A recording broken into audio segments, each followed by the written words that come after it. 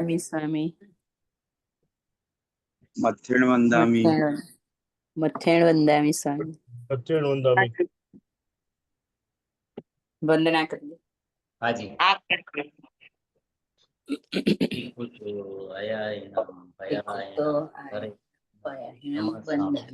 નમઃ સ્વામી શક્તિ શમ્માણેમિ કલ્યાણમ મંગલમ દેવ્યમ મથેણ વંદામી સ્વામી देखो तो आया हूँ पया है वंदामि नमः स्वामी शक्कारेमि शम्माणेमि कलामं देयं देयं भजवासा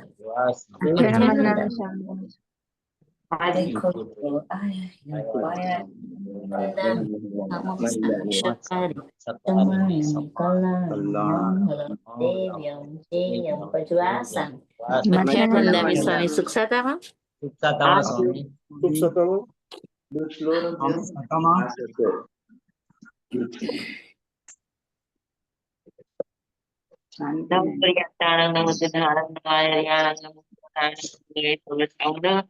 એસો પંચ નમસ્કારો સર્વ પાવપણાસનો મંગલાનંદ ચતુર્ભુજે પડમં હવૈ મંગલમ ઓમ નમો નારાયણ ઓમ નમો સૂર્યસ ઓમ નમો સૂર્ય દેવ્યાય ઓમ નમો વાયનાર્યસ ઓમ નમો દિવ્ય તીર્થંકરો ગણધરો પૂર્વધરો શ્રોતધરો વાચનાચાર્ય પ્રધાનાચાર્ય ઉપાધ્યાય સાધુ સાધુ વિદ્વંતો જૈન શાસન દેવ જૈન શાસન માતા પૂજ્ય ગુરુદેવ આપની આજ્ઞા હો.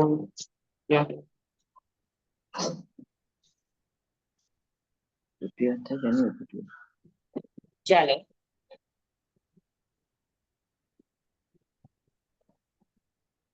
આપણે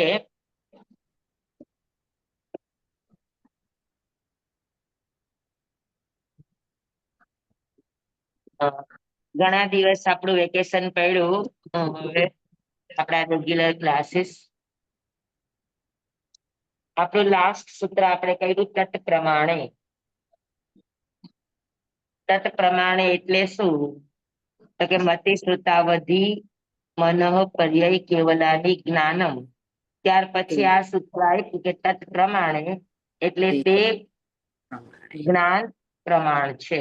કયા જ્ઞાન? તો કે એકલું મતિ નહીં, એકલું શ્રુત નહીં, એકલું અવધિ નહીં, એકલું મન પર્યય નહીં, કેવલ જ્ઞાન જ પ્રમાણભૂત છે. અને કેવલ જ્ઞાનના જ અંશરૂપ મતિ શ્રુત અવધિ મન પર્યય પ્રમાણભૂત છે. બરાબર? હા, આપણે લાસ્ટ ટાઈમ જોયું હતું કે ઇન્દ્રિય પ્રમાણભૂત નથી. શું કામ? એકવાર રિવિઝન કરી લઈએ પછી આગળ, કેમ કે આ વિષય મહત્વના છે. ઇન્દ્રિય પ્રમાણભૂત નથી. શું કામ? એના કારણ નંબર 1,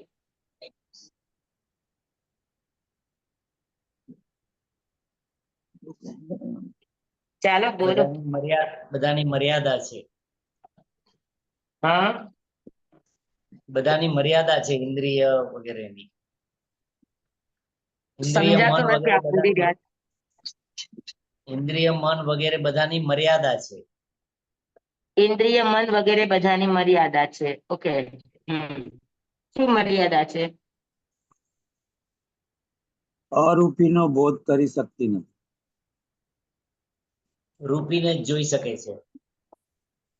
ઇન્દ્રિયાદિત અરૂપી વસ્તુ જાણી શકાતી નથી. એમ તમારો અવાજ મને કેમ નથી? 1 મિનિટ સમજાઈ રહી. ઇન્દ્રિયાતીત અરૂપી વસ્તુ જાણી શકાતી નથી. એવું ઇન્દ્રિયાતીત વસ્તુ આપણે એનાથી જાણી શકાતી નથી. યસ. બીજું? મર્યાદિત જાણવું, એમાં શું આવશે?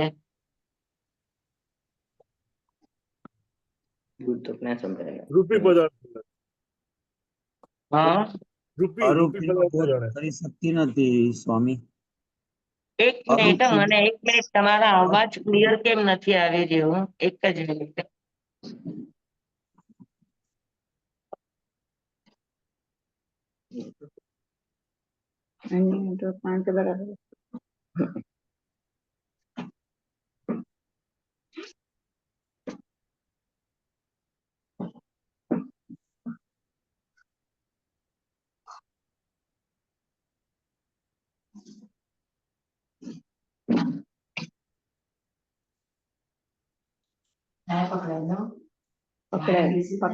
પાણી ચૂકે અન્ય ઇન્દ્રિયોને હા જી બોલો. હેલો. સ્વામી અમને આવે છે અવાજ બરાબર. હા હા બોલો બોલો. એક તો મર્યાદિત વસ્તુને જાણી શકે છે ઇન્દ્રિયો, પણ મર્યાદિત વસ્તુને જાણે છે એટલે શું? તો કે જે ઇન્દ્રિયાતીત વસ્તુઓ છે એને જાણતું નથી. બરાબર. બીજું મર્યાદિતમાં શું? તો કે જે ઇન્દ્રિયોની સામે વિષય આવશે તો એ જાણી શકશે, ઇન્દ્રિયોની સામે વિષય નહીં આવે તો એ નહીં જાણી શકે. તો એ બધાની મર્યાદા છે, અમુક યોજન સુધી, અમુક કાળ સુધી, એ બધી. બરાબર. પછી મર્યાદિતમાં ત્રીજું આવે કે જે ચીજ સામે નથી, ભૂતકાળ બની ગયો છે, તો ઇન્દ્રિય તો માત્ર વર્તમાનને જ પકડે છે, જે સામે છે એને પકડે છે. હવે કોઈ આપણે એમ કહીએ બધા અન્ય જે લોકો ઇન્દ્રિય પ્રત્યક્ષ માને છે તો એ લોકો જે પોતપોતાના ધર્મના પ્રવર્તકો માને કે બે તીર્થંકર થયા, ઋષિ મહર્ષિઓ થયા, યોગીઓ થયા, હા આ સાંખ્ય મત વાળા કે કપિલ મુનિ આમ કીધું. તો જો તમે ઇન્દ્રિયને પ્રત્યક્ષ માનતા હો તો તીર્થંકરો થયા કે તીર્થંકરોની આ વાત છે કે મહાપુરુષોની આ વાત છે કે યોગી પુરુષોની આ વાત છે, એ કેવી રીતે કહી શકશે? કેમ કે ઇન્દ્રિયથી તો પ્રત્યક્ષ છે નહીં. તો તીર્થંકર થયા, તીર્થંકરોએ આ કહ્યું, યોગી પુરુષો થયા, યોગી પુરુષોએ આ કહ્યું, એ આપણે કયા આધારે કહી શકીએ છીએ? કેમ કે ઇન્દ્રિયથી તો પ્રત્યક્ષ છે નહીં, ઇન્દ્રિય ભૂતકાળને તો પકડતી નથી. તો એ જ્ઞાન પ્રમાણ કેવી રીતે કરશે કે આ તીર્થંકરોએ કહ્યું છે?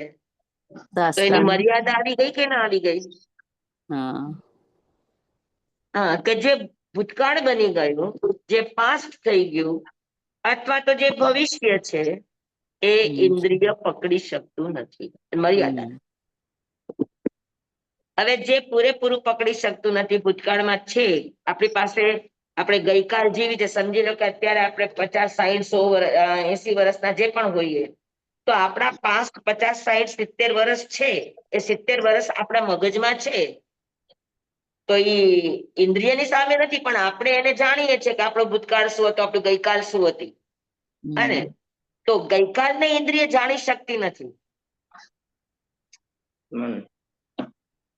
સમજાવું તમને? ઇન્દ્રિયની મર્યાદા છે કે એની સામે વિષય હશે તો જ પકડશે. પાસ્ટ કે ફ્યુચર એનો વિષય નથી એટલે એ નહીં પકડી શકે. તો ઇન્દ્રિય જ્ઞાન કેટલું મર્યાદિત થઈ ગયું, બધું જાણતું જ નથી, તેને પ્રમાણ કેમ મનાય? બરાબર, સમજાણું? વર્તમાનનું જ્ઞાન છે. તો મર્યાદિત નો અર્થ છે કે બધું જ નથી જાણી શકતી ઇન્દ્રિય.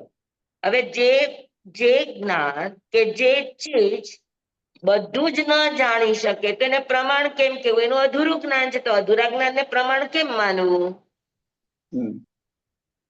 તો ઇન્દ્રિયોની મર્યાદા છે કે એ ભૂતકાળને પકડી શકતું નથી, એ ભવિષ્યને પકડી શકતું નથી, એ અમુક જ એરિયાનું પકડી શકે છે, એની સામે વિષયનું હોવું જરૂરી છે. તો આ બધાને લઈને એની મર્યાદા છે, અને વિષયમાં આવે તો પણ એ પૂરેપૂરું જાણી શકતા નથી. જેમ કે મારી પીઠ મારી મર્યાદામાં છે, પણ પીઠને મારી ઇન્દ્રિય જાણી શકતી નથી, જોઈ શકતી નથી.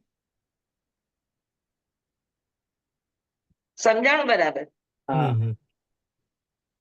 હને? તો મર્યાદિત ક્ષેત્રમાં પણ વિષયનું ઇન્દ્રિયોની સાથે સંપર્કમાં આવવું અનિવાર્ય છે.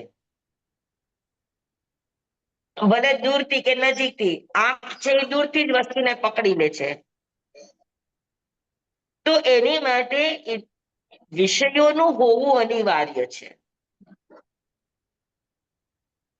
હવે ભૂતકાળ કે ભવિષ્યકાળ ત્યારે વિષય છે નહીં, તો એ ઇન્દ્રિય નહીં પકડી શકે. ઇન્દ્રિય ન ભૂતકાળને પકડી શકે છે ને ભવિષ્યને પકડી શકે છે. સમજાણું? તો એની મર્યાદા છે. પછી નંબર 2, આપણે ગઈ વખતે ચર્ચા કરી હતી.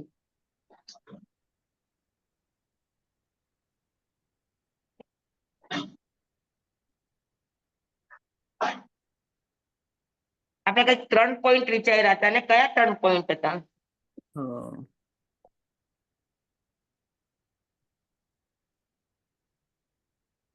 અરૂપીનો બોધ કરી શકતી નથી. હા, ઇન્દ્રિય અરૂપીનો બોધ કરી શકતી નથી. ઇન્દ્રિય અરૂપીનો બોધ કરી શકતી નથી.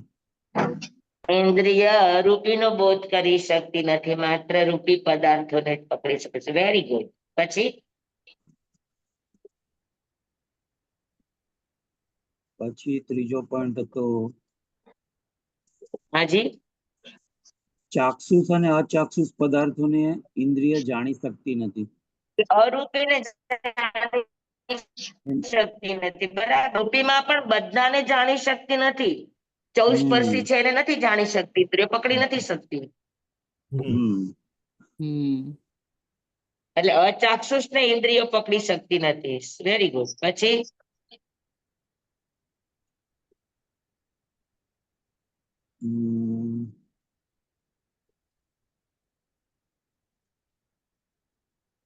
પછી શું કીધું તું? 3 પોઈન્ટ કીધા હતા સ્વામી.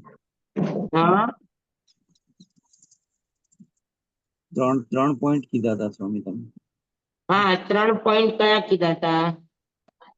એક અરૂપીને જાણી શકતી નથી, પછી રૂપીમાં પણ અચાક્ષુષ ને જાણી શકતી નથી, અને મર્યાદિત છે. બરાબર ને?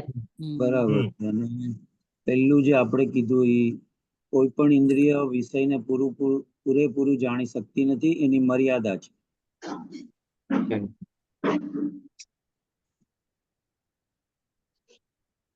તો ઇન્દ્રિય પ્રમાણ નથી, ઇન્દ્રિય અને મન આ પ્રમાણ નથી. આ સાબિત કર્યું.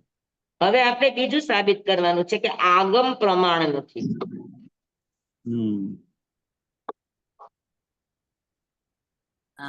શું કામ?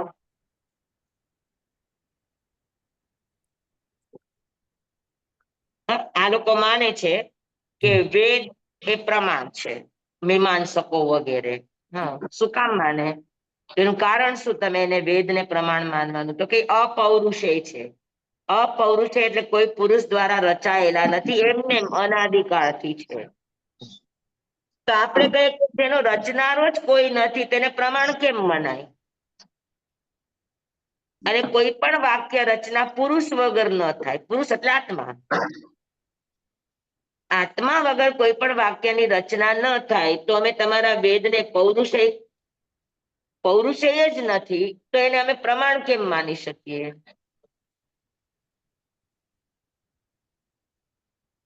સમજાણું? આગમ પ્રમાણ નથી એટલે શાસ્ત્રો, દરેક ધર્મના શાસ્ત્રો પ્રમાણ નથી.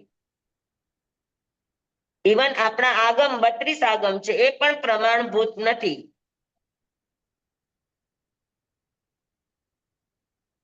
અગર એ મિથ્યાત્વી દ્વારા રચાયેલા છે તો. સમજાણું? આગમ ત્યારે પ્રમાણ બને કે એ જ્ઞાની પુરુષો દ્વારા, આપ્ત પુરુષો દ્વારા લખાયેલા હોય. તો આપણે આપણા આગમને પ્રમાણ માનીએ છીએ. એનું કારણ આ છે કે આગમના શબ્દો પ્રમાણ નથી, પણ આગમના શબ્દો જેને આપ્યા હતા એ પ્રમાણ પુરુષ હતો, એટલે એનું જ્ઞાન પ્રમાણ છે. તો વાસ્તવિકમાં પ્રમાણ શું થયું? આગમ થયા કે જ્ઞાન થયું? અને જ્ઞાન થયું કે જ્ઞાતા થયું? જ્ઞાતા. સમજાય છે તમને વાત મૂળમાં? હા, કે શબ્દ છે, આપણે ત્યાં નંદીજી સૂત્રની અંદર વાત આવે, હા, કે સમ્યક શ્રુત અગર દ્રષ્ટિ મિથ્યા છે તો મિથ્યા શ્રુત રૂપે પરિણમે, અને મિથ્યા શ્રુત અગર દ્રષ્ટિ સમ્યક દર્શન છે તો સમ્યક શ્રુત રૂપે પરિણમે. તો સમ્યક શ્રુત રૂપે પરિણમવા માટે જવાબદાર કોણ? સમ્યક દ્રષ્ટિ. તમારી દ્રષ્ટિ જુમેદાર છે. સમજાણું? આપો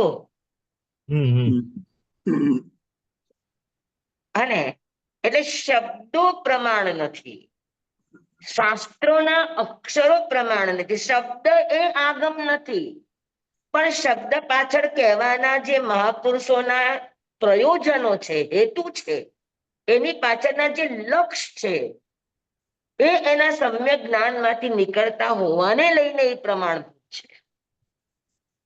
બાકી કોઈ એમ કે શાસ્ત્ર પ્રમાણ છે તો શાસ્ત્ર પ્રમાણ નથી, શબ્દ પ્રમાણ નથી.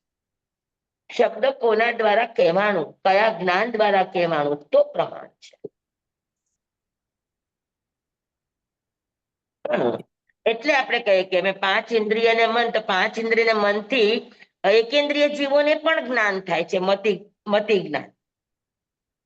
હા, પછી અસરની પંચેન્દ્રિય અને કાન દ્વારા શબ્દ સંભળાય છે. હા, બરાબર છે. પણ તો અમે એના જ્ઞાનને પ્રમાણભૂત માનતા નથી. શું કામ? કારણ કે એ મિથ્યા જ્ઞાન છે, મિથ્યા દ્રષ્ટિનું જ્ઞાન છે. તો અમે બધા જ 5 ઇન્દ્રિય અને મનથી થતા જ્ઞાનને પ્રમાણ નથી માનતા. હા, અગર એ મતિ જ્ઞાન છે એટલે સમ્યક જ્ઞાન છે, સમ્યક દર્શન છે, સમ્યક મતિ જ્ઞાન છે, સમ્યક સ્મૃત જ્ઞાન છે, તો અમે એને પ્રમાણભૂત માનીએ છીએ. અને સમ્યક અને મિથ્યા, આ સમ્યક અને મિથ્યા આ બંને કહેવા પાછળ અમે પ્રમાણભૂત એના જ્ઞાતાને માનીએ છીએ. કે જ્ઞાતા અગર સમ્યક દ્રષ્ટિ છે તો 5 ઇન્દ્રિય અને મન દ્વારા થતું જે કંઈ પણ જ્ઞાન છે એ જ્ઞાનને અમે પ્રમાણભૂત માનીએ છીએ.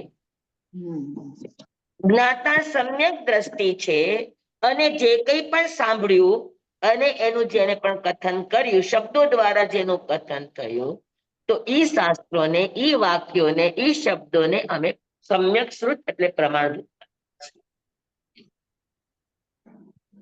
તો આગમ એટલે શબ્દ પ્રમાણભૂત નથી, શબ્દ પાછળ જ્ઞાન અને જ્ઞાન પાછળ જ્ઞાતા, આ બંને શરતો હોય તો અમને એ શાસ્ત્ર પ્રમાણભૂત છે. સમજાણું બરાબર? અને તમે તો કહો છો કે શાસ્ત્રો છે એ અપૌરુષેય છે. હવે કોઈ એનો પાછળ કરનારો કહેતા કોઈ આપ તો છે જ નહીં, તો એને પ્રમાણભૂત કેમ માનવા? પેલી વાત તો એ છે કે શબ્દ કોઈ પણ આત્મા દ્વારા જ નીકળે, આત્મા વગર શબ્દ થાય નહીં.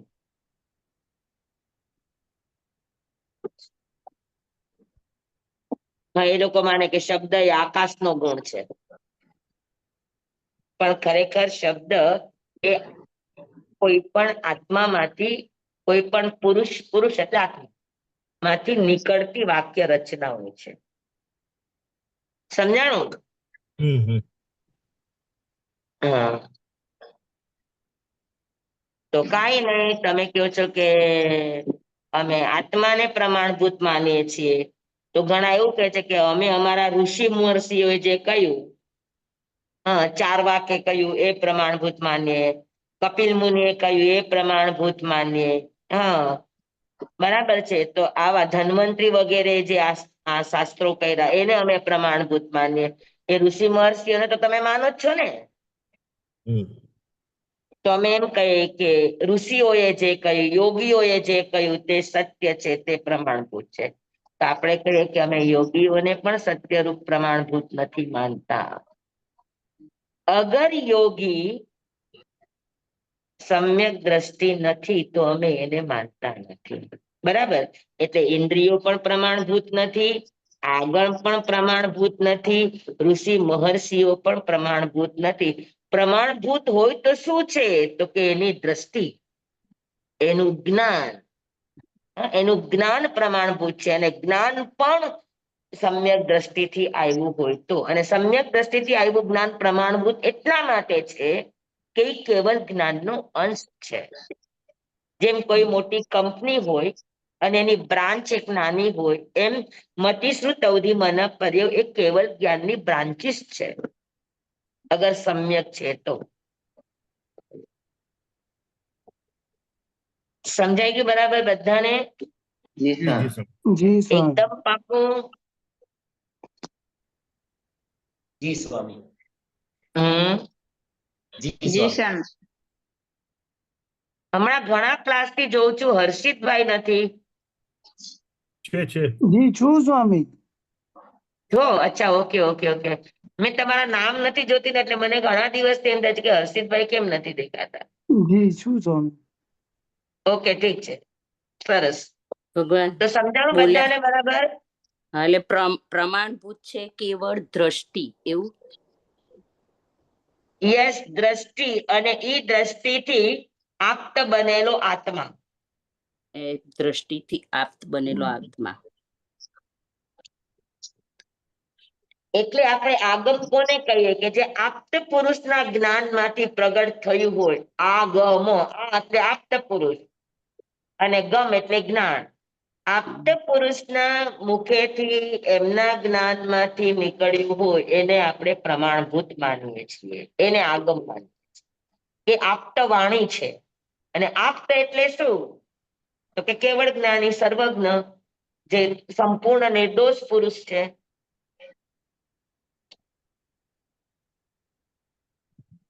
બેસી ગઈ બધાને? જી જી સ્વામી. હા, આટલી જી. વાત બધાને સમજાઈ ગઈ? જી સ્વામી. જી સ્વામી. સમ્યક દ્રષ્ટિ પ્રમાણ. હા, તો તત પ્રમાણે, હા, તત પ્રમાણે એટલે 5 જ્ઞાનને અમે પ્રમાણ માનીએ છીએ. 5 જ્ઞાનથી જે પણ પ્રગટ થાય એને અમે પ્રમાણ માનીએ છીએ. તો આટલું કહેવાથી શું થયું? તો કે ઇન્દ્રિયને પ્રમાણ માનનારા એનું ખંડન થઈ ગયું. આગમ શાસ્ત્રને પ્રમાણ માનનારા એનું ખંડન થઈ ગયું. યોગી સત્ય હતું એ પણ ખંડન થઈ ગયું. બરાબર? તો એ બધાનું સમાધાન શું થયું? તો કે એ બધાનું સમાધાન એ કે સર્વજ્ઞ આપ્ત પુરુષ દ્વારા, અથવા તો નિર્દોષ પુરુષ દ્વારા, અથવા તો સમ્યક દ્રષ્ટિ પુરુષ દ્વારા જે કંઈ પણ કહેવાય છે, કહેવાનું છે, કહેવાશે, અમે એને શું માનશું? તો કે અમે એને પ્રમાણભૂત માનશું. કારણ કે ઈ કેવળ જ્ઞાનના અંશમાંથી આવેલા. પાકું? જી જી સ્વામી. પાકું? જી સ્વામી. ઓકે, તો ખાલી તત પ્રમાણે સૂત્ર કહીને હા, ગદ પિચ્છાચાર્યએ કેટલી મોટી વાત કરી દીધી.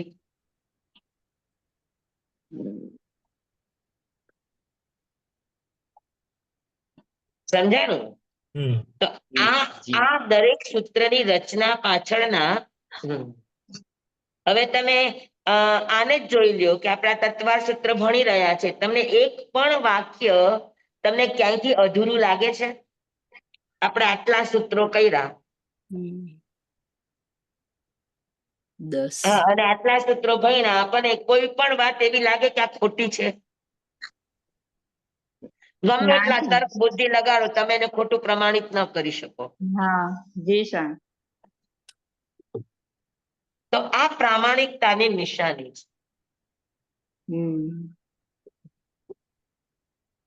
બરાબર?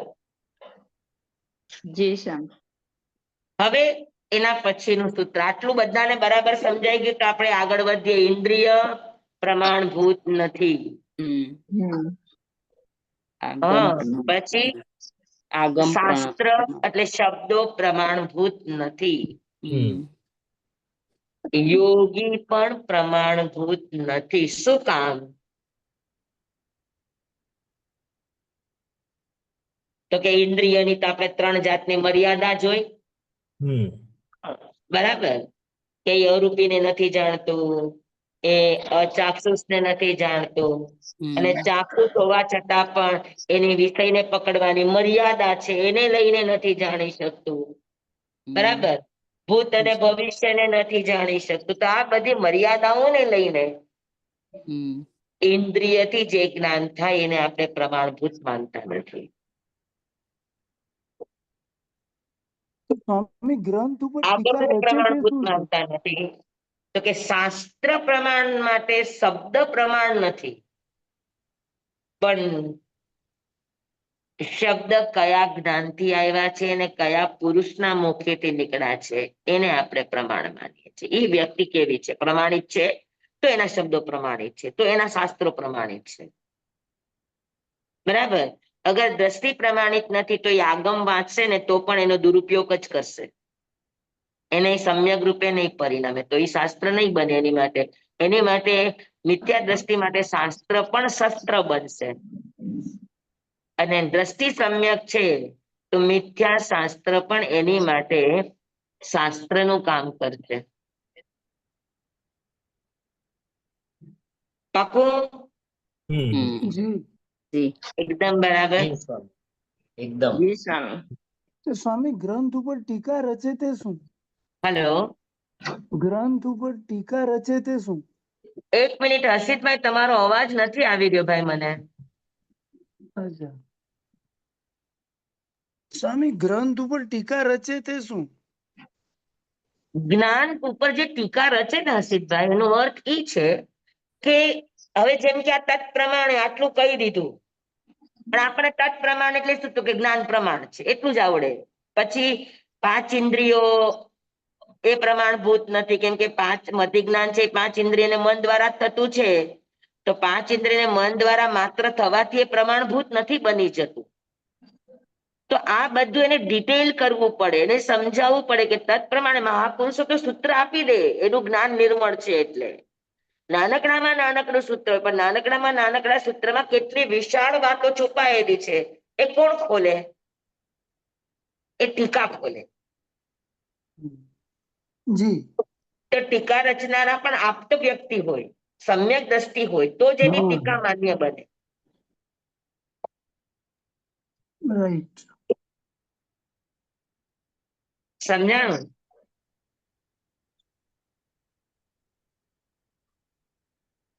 મિથ્યા દ્રષ્ટિ કોક વાત સાચી પણ કહી દેતા હોય, ખોટી ન કહેતા હોય, પણ છતાં એના જ્ઞાનને પ્રમાણભૂત એટલા માટે ન માનવામાં આવે કે એની દ્રષ્ટિ પ્રોપર નથી, એ કેવળ જ્ઞાનમાંથી આવેલી એની દ્રષ્ટિ નથી એટલા માટે.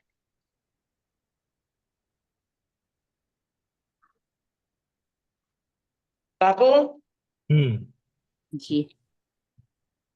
બધાને બરાબર બેસી ગયું? જી કોઈને સ્વામી. કઈ પણ પ્રશ્ન છે આ બાબતે? ના. તો હવે આપણે આગળના સૂત્રમાં જઈએ. જી સ્વામી. હા, હવે આગળનું સૂત્ર છે આદ્ય પરોક્ષમ.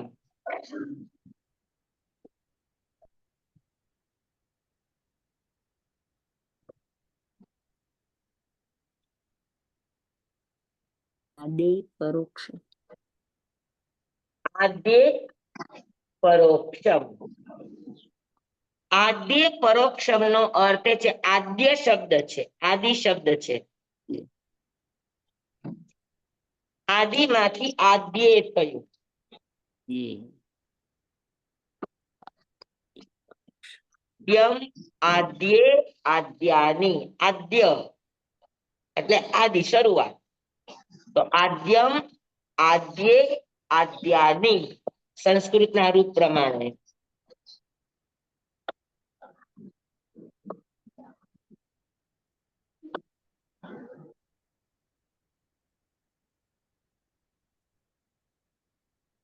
આવી રીતે રૂપ બને, આદ્ય આદ્યમ આદ્ય આદ્યાની. આદ્યમ એક વચન, આદ્ય દ્વિવચન અને આદ્યાની બહુવચન. સંસ્કૃતમાં એક વસ્તુને એક વચનથી કહેવામાં આવે, બે વસ્તુને દ્વિવચનથી કહેવામાં આવે, ને 2 થી વધારે જેટલા પણ છે, 3 થી લઈને જેટલા પણ આગળના નંબર્સ છે એ બધાને બહુવચનથી કહેવામાં આવે. હવે અહીંયા આદ્ય શબ્દ છે એનો અર્થ એ છે કે આદ્ય એટલે 2, શરૂઆતના 2. ઈ પરોક્ષ જ્ઞાન છે. શરૂઆતના 2 એટલે કયા? તો કે મતિ શ્રુત અવધિ મન પર્યવ કેવલાની જ્ઞાન. તો મતિ અને શ્રુત આ 2 આદ્ય થયા. ખાલી મતિ જ્ઞાન હોત તો એમ કે આદ્યમ પરોક્ષમ, પણ મતિ જ્ઞાનની સાથે શ્રુત જ્ઞાન પણ પરોક્ષ છે એ બતાવવા માટે અહીંયા ઉમા સ્વાતિજીએ આદ્ય શબ્દ વાપર્યો. આદ્ય નો અર્થ છે કે પ્રારંભના બે. આદ્ય દ્વિવચન છે. તો 5 જ્ઞાનમાંથી આદ્ય એટલે આદ્ય એટલે બે જ્ઞાન, પરોક્ષમ એટલે પરોક્ષ છે. એટલે આત્માની સાક્ષી એ નથી. બરાબર. તો મતિ જ્ઞાન અને શ્રુત જ્ઞાન આ બંને પરોક્ષ જ્ઞાન છે. પરોક્ષ જ્ઞાન છે એટલે ડાયરેક્ટ નથી. જ્ઞાનના બે પ્રકાર હોય, પ્રત્યક્ષ અને પરોક્ષ.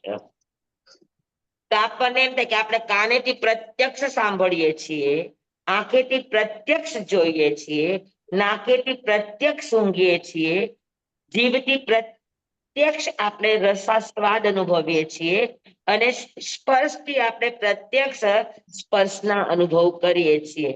તો આ બધું ઇન્દ્રિય દ્વારા થતું જ્ઞાન પ્રત્યક્ષ જ છે. તો પછી એને પરોક્ષ તમે કઈ રીતે કહો છો? હે ને? પ્રત્યક્ષ છે કે નહીં? જી આત્મા હા. તો ઇન્દ્રિય છે એને પ્રત્યક્ષ કીધી તો એને પરોક્ષ કેમ ન કીધું? તો પરોક્ષ હોય તો એને પ્રત્યક્ષ આપણને અનુભવ થાય છે એનું શું?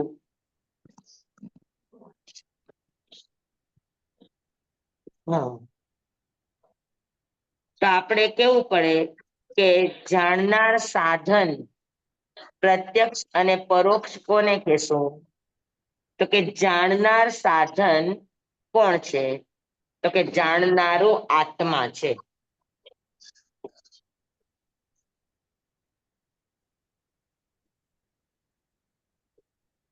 હવે આપણે એમ કહીએ કે જેને ચશ્મા છે, બરાબર, એ ચશ્માથી જોઈ શકે, વાંચી શકે, કરી શકે, જ્ઞાન મેળવી શકે.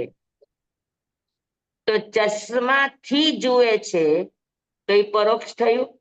તો જોનારી કોણ હતી? કે જોનારી આંખ છે. એ ચશ્માના માધ્યમથી જોઈ શકે, જાણી શકે. ચશ્મા નથી તો નથી જોઈ શકતા, નથી જાણી શકતા.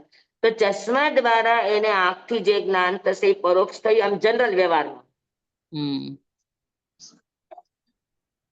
બરાબર છે. કોઈને સંભળાતું નથી, મશીન મૂકે તો મશીનના માધ્યમથી એના કાન સાંભળી શકે છે. બરાબર. જોનારો આંખ છે, સાંભળનારો કાન છે, પણ એને કોઈ સાધનની જરૂર પડે છે પોતાના વિષયને ગ્રહણ કરવા માટે. બરાબર. એટલે એનું પરોક્ષ એટલે વાયા. બીજા દ્વારા. પરોક્ષ એટલે વાયા. હા, ડાયરેક્ટ નહીં.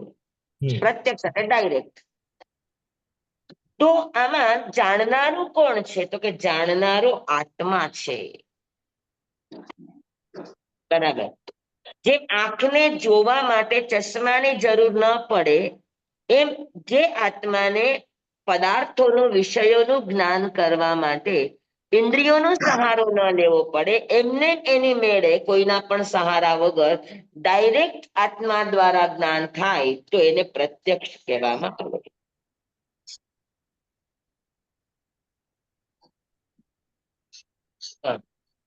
અને આત્મા કોઈનું માધ્યમ લઈને આપણને જ્ઞાન કરાવે તો એને પરોક્ષ કહેવામાં આવે.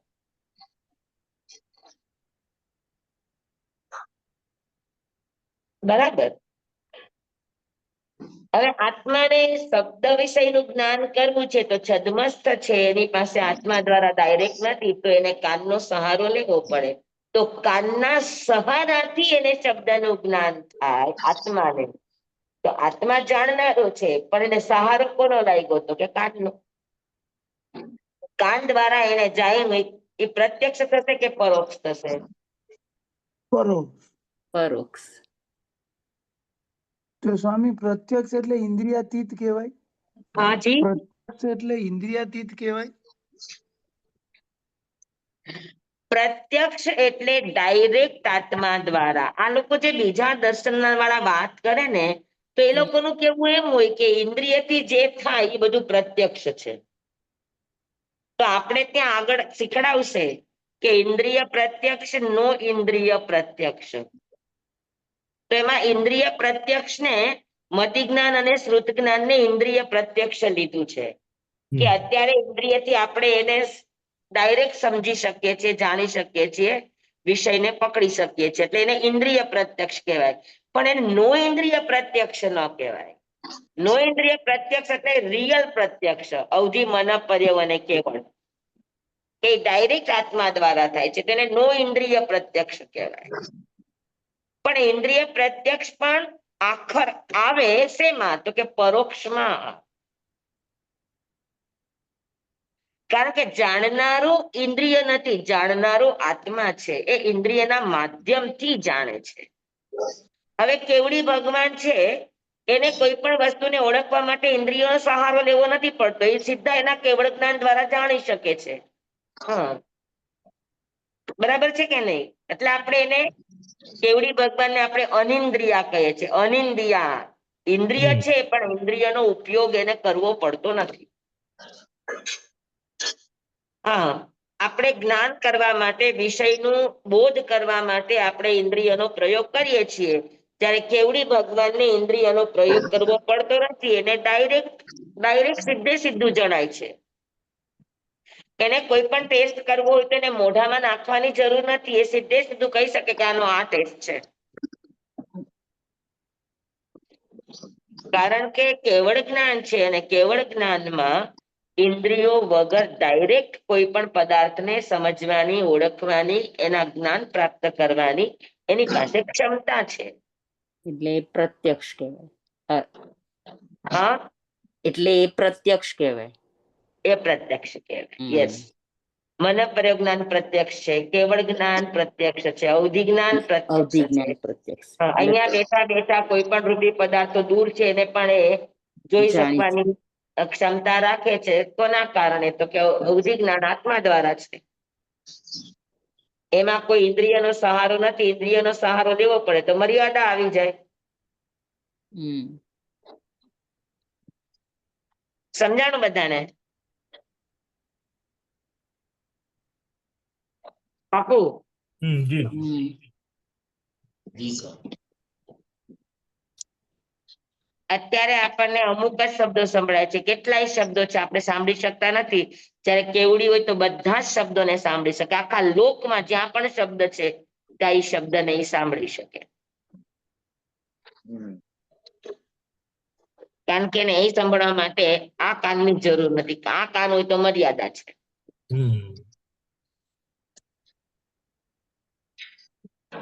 બેસી ગયું બધાને બરાબર? જી. પાકું? જી સ્વામી. તો આદ્ય પરોક્ષમ એટલે શરૂઆતના પ્રારંભના બે જ્ઞાન પરોક્ષ છે, એ સીધા આત્માથી થતા નથી. એમાં એને સહારો લેવો પડે. કોનો સહારો લેવો પડે? તો કે પાંચ ઇન્દ્રિય અને મનનો સહારો લેવો પડે, શબ્દનો સહારો લેવો પડે, તો જ એ જાણી શકે, જોઈ શકે, સમજી શકે, કહી શકે.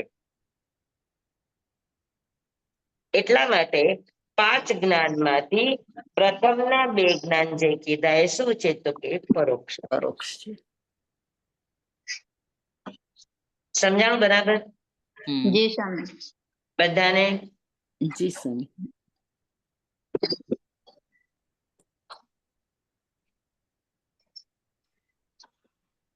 આપણે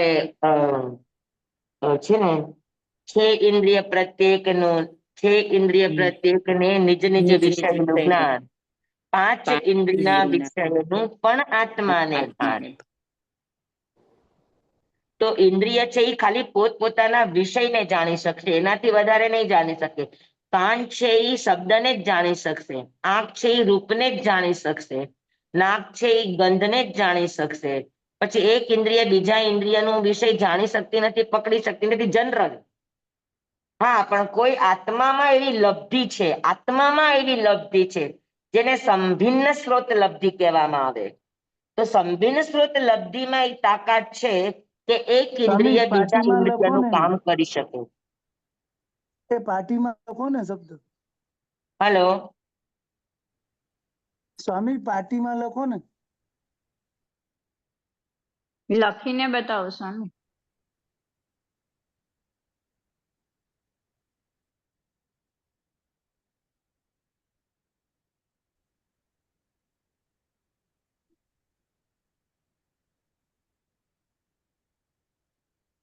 સંભિન્ન સ્ત્રોત લબ્ધિ.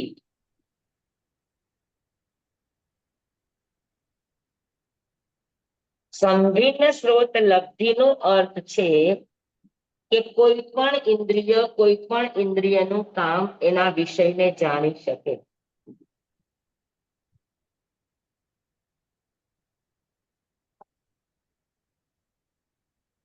આ જે પ્રજ્ઞાચક્ષુ છે એ આંખ નથી છતાં પણ વિષયને એને જાણી શકે. એને ચાલવા માટે આંખની જરૂર ન હોય, એના સ્પર્શ દ્વારા જાણી શકે. તો આ એક એનો નમૂનો છે સંભિન્ન સ્ત્રોત લબ્ધિનો. પણ આ સંભિન્ન સ્ત્રોત લબ્ધિ આત્માથી થાય, એક ઇન્દ્રિય બીજા ઇન્દ્રિયનું. પણ જનરલી સામાન્ય વ્યક્તિ જે ઇન્દ્રિયનું કામ છે તે જ ઇન્દ્રિયના વિષયને પકડી શકે, બીજા ઇન્દ્રિયના વિષયને પકડી ન શકે. બરાબર. તમે કાનમાં કોઈક નાખો ને કહો કે આની ગંધ બતાવો, તો એ ગંધ બતાવી નહીં શકે. શબ્દ નાકમાં પણ જાય છે પણ નાક શબ્દને પકડી નહીં શકે. હરેકના પોતાના પકડવાના વિષયના કેન્દ્ર બિંદુ અલગ અલગ અલગ અલગ છે. તો છે ઇન્દ્રિય પ્રત્યેકને નિજ નિજ વિષયનું જ્ઞાન. દરેક ઇન્દ્રિયને પોતપોતાના વિષયનું જ્ઞાન હોય, બીજા વિષયનું જ્ઞાન ન હોય. પણ પાંચ ઇન્દ્રિયના વિષયનું પણ આત્માને જ્ઞાન. આત્મા એક એવી ચીજ છે કે પાંચે ઇન્દ્રિયના વિષયને જાણી શકે છે, પણ ઇન્દ્રિય જે તે એક વિષયને પકડી શકે છે. સમજાણું બરાબર? એટલે એ પરોક્ષ છે.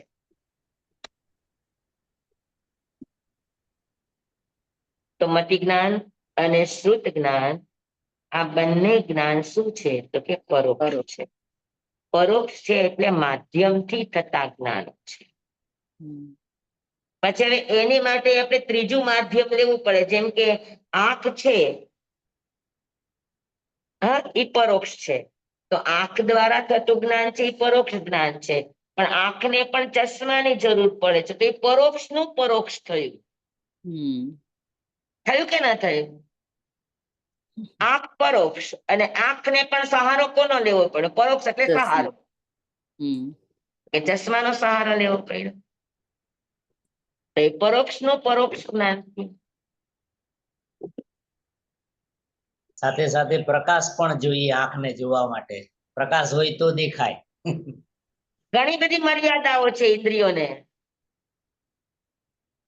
વિષય એની સામે હોવો જોઈએ, વિષય જોવા માટે સ્પષ્ટ જોઈએ, બધી જ જરૂરી છે. તો જો શબ્દ જ્ઞાન અક્ષર જ્ઞાન ન હોય તો પછી વાંચી પણ ન શકે આંખથી. બરાબર.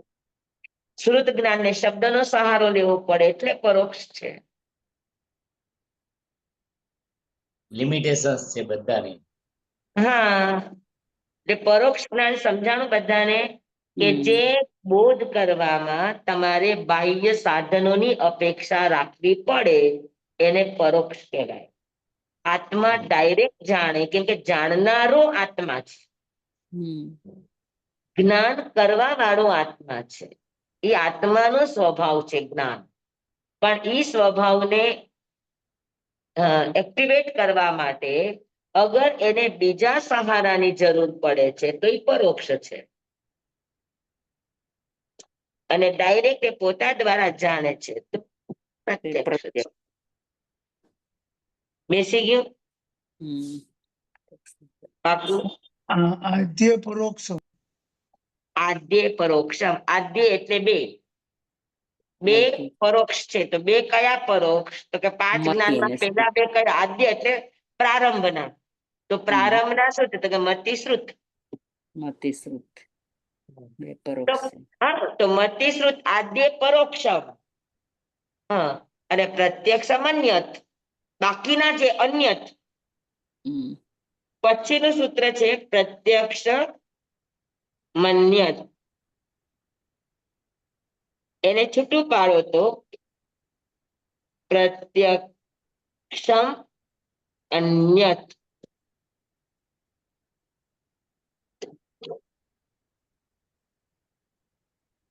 આદ્ય પરોક્ષમ પછીનું આ સૂત્ર છે.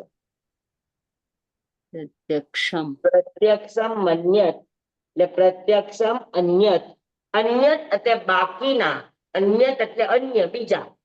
આદ્ય પરોક્ષમ કીધું પછી એના જ અનુસંધાનમાં આ વાક્ય છે કે આદ્ય પરોક્ષમ 5 છે, એમાંથી પહેલા 2 છે એ પરોક્ષ છે, તો બાકીના એટલે અન્યત. બાકીના કેટલા? તો કે બાકીના 3. અન્યત પ્રત્યક્ષમ પ્રત્યક્ષ જ્ઞાન છે. બરાબર છે. અન્યત એટલે બાકીના, તો બાકીના કોણ? કે અવધિ જ્ઞાન, મનપર્ય જ્ઞાન અને કેવળ જ્ઞાન. આ ત્રણેય પ્રત્યક્ષ છે. આ અવધિ જ્ઞાનને કોઈ પણ સહારો લાગતો નથી. મનપર્ય જ્ઞાનને પણ પ્રવૃત્ત થવા માટે, મનની પર્યાયો જાણવા માટે કોઈ જ ઇન્દ્રિયોને કે મનનો કે શાસ્ત્રનો કોઈનો સહારો લાગતો નથી. કે કેવળ જ્ઞાનને પણ વસ્તુના બોધ કરવા માટે કોઈનો સહારો લાગતો નથી. એ ડાયરેક્ટ આત્મા દ્વારા, વિષય ગમે એટલો દૂર હોય, ક્ષેત્ર બહાર હોય, દેખાતો પણ ન હોય, છતાં પણ એ વિષયને પકડી શકે, કારણ કે એ જ્ઞાન એના આત્મામાંથી જાગ્યું છે. અને આત્મામાંથી જે જ્ઞાન જાગે એ અસીમ હોય, એને કોઈ મર્યાદાઓ ન. સમજાણું બરાબર બધાને?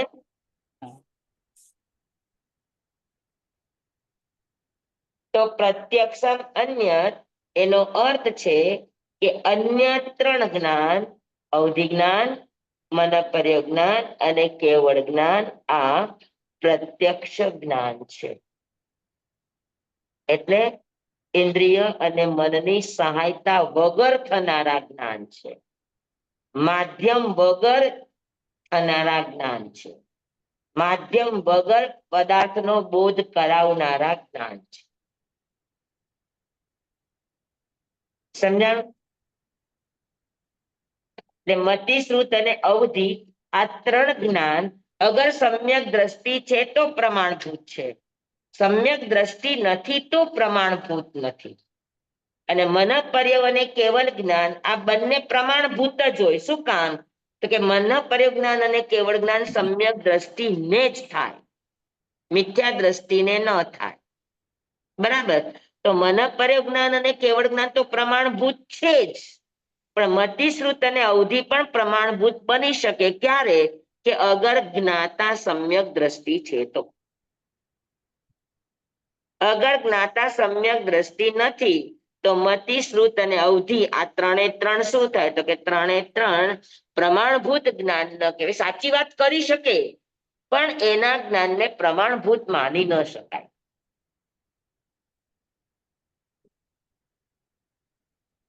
સમજાણું? મેં તમને લાસ્ટ ટાઈમ કહ્યું હતું કે શિવ રાજર્ષિને અવધિ જ્ઞાનમાં 7 દ્વીપ અને 7 સમુદ્ર દેખાણા. તો 7 દ્વીપના નામ અને 7 દ્વીપ સમુદ્રોના નામ એને આપ્યા આપણને, અને બરાબર હતા. તો એને સાચું કીધું કે ખોટું નહોતું કીધું, પણ છતાં એના અવધિ જ્ઞાનથી જાણેલા 7 દ્વીપ 7 સમુદ્રના જ્ઞાનને પ્રમાણભૂત ન મનાય. સાચું કે છતાં પણ. શું કામ? તો કે એ દ્રષ્ટિ એની ગલત છે, અને દ્રષ્ટિ ગલત છે એટલે શું કરશે? તો કે બસ એ એટલાનો સ્વીકાર કરશે, બાકીનાનો સ્વીકાર નહીં કરી શકે. અસંખ્ય દ્વીપ અને સમુદ્ર છે એ કહેશે કે ના, એ ખોટી વાત છે. દ્વીપ અને સમુદ્ર 7 જ છે. જો વધારે હોત તો મને મારા જ્ઞાનમાં દેખાત, પણ નથી દેખાત એનો અર્થ કઈ છે જ નહીં, એનું અસ્તિત્વ જ નહીં. એટલે સચ્ચાઈને સ્વીકારી ન શકે. મિથ્યા દ્રષ્ટિ હોય એ સત્યનો સામનો ન કરી શકે.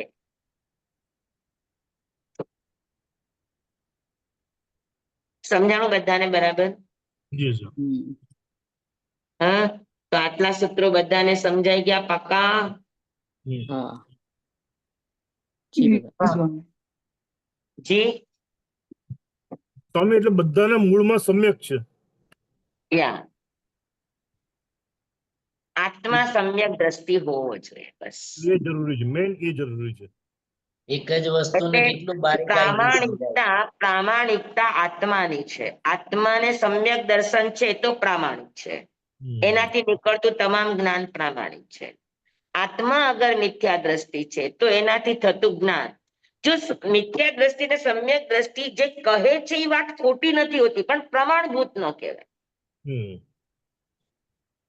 સમજાણું? સમ્યક દ્રષ્ટિ જે વાત કરે છે મિથ્યા દ્રષ્ટિ પણ એ જ વાત કરે છે. આ પેન હોલ્ડર ને પેન હોલ્ડર જ કહેશે, પણ એનું પેન હોલ્ડર કેવું અને સમ્યક દ્રષ્ટિનું પેન હોલ્ડર કેવું, આ બેમાં શું ફરક આવે? કે પ્રમાણભૂત છે. આ મતિ અજ્ઞાન કહેવાય ને આ મતિ જ્ઞાન કહેવાય, બસ એટલો જ ફરક.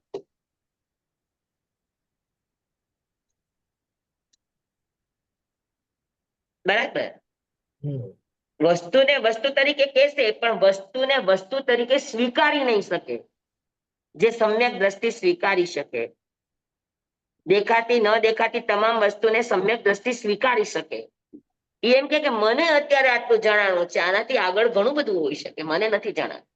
એ સ્વીકારી શકે, જ્યારે મિથ્યા દ્રષ્ટિ સ્વીકારી ન શકે. મિથ્યા દ્રષ્ટિ કે આ જ બરાબર છે, મેં કીધું એ જ બરાબર છે. એ અન્યનો સ્વીકાર કરી ન શકે. સમજાણું? આગ્રહી હોય, બહુલક્ષી હોય, વ્યવસ્થા લક્ષી. મિથ્યાત્વી બધાને ત્રણેય હોય ને સ્વામી, આભિગ્રહિક, અનાભિ ને અભિનિવેશિક ત્રણેય હોય ને? હા, મિથ્યાત્વી ત્રણેય હોય ને, આભિગ્રહિક, અનાભિગ્રહિક ને અભિનિવેશિક, વધતા ઓછા કોઈ પણ પ્રમાણમાં. દ્રષ્ટિ મિથ્યા હોઈ શકે એની, પછી ગમે એ હોય. દ્રષ્ટિ મિથ્યા હોય તો બધું જ હોઈ શકે, 25 માંથી કાંઈ પણ હોય શકે. દ્રષ્ટિ સમ્યક છે તો આ 25 નો સ્વીકાર કરી શકે, એટલે એને ઉલટું થવાની જરૂર જ ન પડે.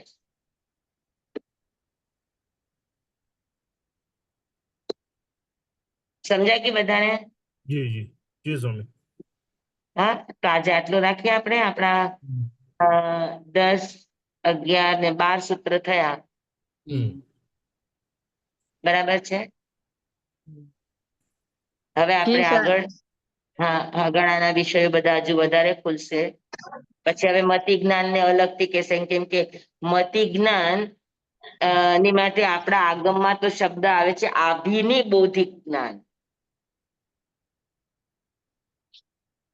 મતિ જ્ઞાન જ્યાં જ્યાં મતિ જ્ઞાન ની વાત છે ત્યાં આપણા આગમમાં તમે નંદીજી સૂત્રમાં જુઓ, એમાં મતિ જ્ઞાન શબ્દ નથી, આભિની બૌદ્ધિક જ્ઞાન છે. તો એ શબ્દોની વિશેષતાઓ હોય. એટલે હવે મતિ જ્ઞાન એટલે આભિની બૌદ્ધિક જ્ઞાન કેટલા પ્રકારનું છે એ આપણે હવે એના વિસ્તાર આવશે કે મતિ જ્ઞાન, શ્રુત જ્ઞાન, અવધિ જ્ઞાન, મનઃપર્યોગ જ્ઞાન, કેવળ જ્ઞાન. તમે જયારે જ્ઞાનને પ્રમાણ કીધું, મતિ શ્રુતાવધિ મનઃપર્યોગ કેવલાની જ્ઞાનમ કહી દીધું, પણ મતિ જ્ઞાન એટલે શું, શ્રુત જ્ઞાન એટલે શું, એને બધાને ખુલ્લા કરશે હવે. સમજાણું બરાબર બધાને? એ વાત આપણે અવસરે લઈશું. જી સ્વામી. એટલે હવે ઈહા હવાય ને એ બધું આવશે. હા હા હા, એ જ બધું આવશે. જંબાઈદમ વચામિનમ મેણકરમ ચકરમ પયહિનમ વિનયહિનમ જોગિનમ ગુસૈનમ સુટ્ટુદિનમ દુટ્ટુ પડી છે મકાલ કૌ સજ્જાઓ કાલે ન કૌ સજ્જાઓ સજ્જાય સજ્જાય એમ સજ્જાય ન સજ્જાય.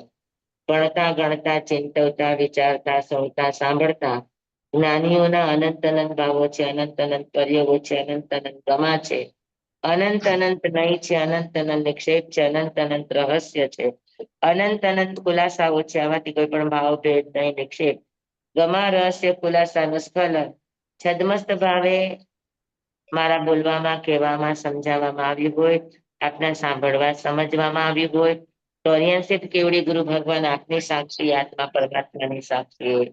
તસ્મૈ તમેવ સત્ય તમેવ સત્ય નૈષ્ઠામુકામ જગત્પ્રિયમ સેવમ ભંતે સેવમ ભંતે સેવમ ભંતે. જી સ્વામી, ધન્યવાદ. ધન્યવાદ. નમો વૈશ્રવણ ગુરુદેવની આજ્ઞા શ્રી શ્રી ચદારી મંગલમ હરિઘંટા મંગલમ સિદ્ધા મંગલમ સાહુ મંગલમ કેવલી પનતો ધમો મંગલમ ચદારી લઘુતમા હરિઘંટા લઘુતમા સિદ્ધા લઘુતમા સાહુ લઘુતમા કેવલી પનતો ધમો લઘુતમો ચતારી શરણં પવજ્જામિ હરિઘંતે શરણં પવજ્જામિ સિદ્ધે શરણં પવજ્જામિ સાહુ શરણં પવજ્જામિ કેવલી પનતં ધમ્મં શરણં પવજ્જામિ ચાર શરણા ચાર મંગલ ચાર ઉત્તમ કરે જે નર ભવસાગરમાં ન બુડે તે સકલ કર્મનો આણે અંત મોક્ષ તણા સકલ હે અનંત ભાવ ધરીને જે ગુંગાય તે જીવ તરીને મોક્ષે જાય સંસારમાં તરના ચાર અવર શરણ નહીં કોઈ જે નર નારી આદરે અક્ષય વિચલ પદવી હોય અંગૂઠે અમૃત વસે લપિતના ભંડાર શ્રી ગુરુ ગૌતમ સ્વામીજી ભગવાનને સમરીએ તો સદાય મનવાંચિત ફલદાતાર સદાય મનવાંચિત ફલદાતાર બોલ ભગવાન મહાવીર મહાવીર સ્વામી સ્વામી કી જય. જય. જય ગુરુદેવ કી વંદનામી સ્વામી સુખસત્તામાં સુખ સત્તામાં રહેજો સ્વામી. આ તમારે પોરસીના પચખાણ આપશો કાલ સવાર પોરસીના પચખાણ આપશો.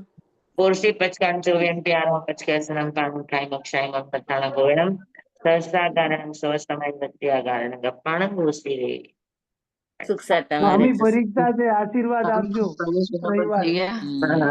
ઓલ ધ બેસ્ટ બધાને સ્વામી અનુકૂળતા હોય તો પૂછી સુણામ કરાવી દ્યો આપને સાથે અનુકૂળતા પૂછી સુણામ હા અમારે 14 તારીખે 13 તારીખે એક્ઝામ છે ને એમાં અમારે 14મી શ્રેણીમાં પૂછી સુણામ છે. આપણે થોડીક 9 કે 10 ગાથા થઈ છે ને હા તો અનુકૂળતા હોય સાતા હોય તો કરાવી દ્યો થોડુંક. આગળ છે પૂછી સુણીનું આખું અવસરે ઓકે આપ તો સાતામાં બધા સુખ સત્તામાં રહેજો. તો અમારે તમારે જો ભાવ રાખજો. સર્વે સુખ સાતામાં સ્વામી પ્રવેશ ને બધું બરાબર થઈ ગયું. હા હા વડિયામાં ને સ્વામી હા મારે મોતિયાનું ઓપરેશન કર્યું એટલે વાત નથી થતી કાલથી જ કરી છે એટલે આપને વાત ન ફોન ન કરી શકાણો મારાથી. તમે કોણ બોલો છો? અરુણા અચ્છા આપણે છે ને ગ્રુપમાં મૂક્યું છે પેલા પૂછી સુણમ સૂત્ર થયું છે ને હા હા તો એ આખું જ છે તો એ મૂકેલું છે ગ્રુપમાં. હમણાં તો કે 10 કે 11 ગાથા જ થઈ ને. હમણાં પેલા સવારે સ્વામીએ કર્યું હતું પૂછી સુણમ ઓકે ઓકે ઓકે તો જોઈ ઠીક લેજો. છે ચેક હા ચેક કરો હા. Okay thank you. જય જિનેન્દ્ર. જય જય જિનેન્દ્ર જિનેન્દ્ર જય બધાને. જિનેન્દ્ર બધાને જય જિનેન્દ્ર. હમ.